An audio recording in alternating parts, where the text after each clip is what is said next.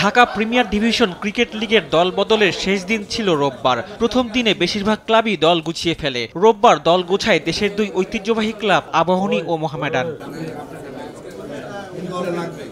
রাজনৈতিক পট পরিবর্তনের পর এবারের ডিপিএলে কাগজে কলমে বেশ শক্তিশালী দল গড়েছে মোহামেডান স্পোর্টিং ক্লাব। তামিম, মুশফিক মাহমুদুল্লাহর মতো অভিজ্ঞ ক্রিকেটার দলে ভিড়িয়েছে তারা। বিপিএলের চ্যাম্পিয়ন দল ফরচুন বরিশালের আদলে দল গড়েছে মোহামেডান।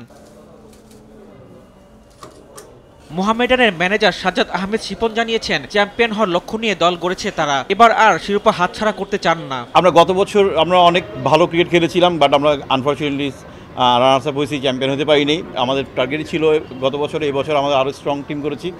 আমার মনে হয় আমরা এবছর ইনশাল্লাহ চ্যাম্পিয়ন হব। মোহামেডানের ক্রিকেটাররাও মাঠের পারফরমেন্স দিয়ে শিরোপা খরা ঘোচাতে চান। যেহেতু টিম ভালো হয়েছে, তো আমরা আসলে আর প্রত্যেকটা প্লেয়ারের কনফিডেন্স লেভেলটাও ভালো আছে, তো আশা করি একটা ভালো কিছু রেজাল্ট আশা করি।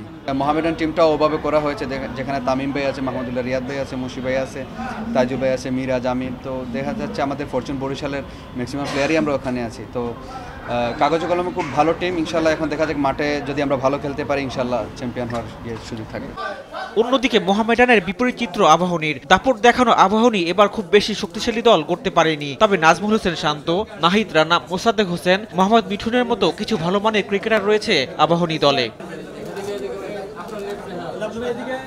নির্বাচক পদ থেকে সরে দাঁড়িয়ে আবাহনীর হেড কোচের দায়িত্ব নেওয়া হান্নান সরকার জানিয়েছেন, তারাও হাল ছাড়বেন না, মাঠের লড়াই চালিয়ে যাবেন। কাগজে কলমে এক্সপিরিয়েন্সের জায়গা থেকেও আমাদের সংমিশ্রণ রয়েছে ইয়াংদের সঙ্গে। অন্য দলে অনেক এক্সপিরিয়েন্স প্লেয়ার রয়েছে, বাট ওয়ানডে খেলা 50 ওভারের খেলায় অনেক সময় কিন্তু অনেক ইয়াংদের আলাদা কিছু ব্যাপার কাজ করে, সেগুলো হয়তো আমরা অ্যাডভান্টেজ কাজে লাগানোর চেষ্টা করব। বাট হ্যাঁ, দিন শেষে আমার কাছে মনে হয় আমার চ্যালেঞ্জটা থাকবে অ্যাজ এ চ্যাম্পিয়ন হিসেবেই খেলার জন্য। বাকিটা চ্যাম্পিয়ন তো বলে হওয়া যায় না, সেটা সময়ের সঙ্গে সঙ্গে আমরা দেখতে পারবো বা বিশ্বাস তৈরি করতে পারবো। রোববার ডিপিএলে দল বদলে মুমিনুল, এবাদত, তাইজুল সহ জাতীয় দলের আরও অনেক ক্রিকেটার দল বদল করেছেন। রিফাত আঞ্জুম, দেশ টিভি, ঢাকা।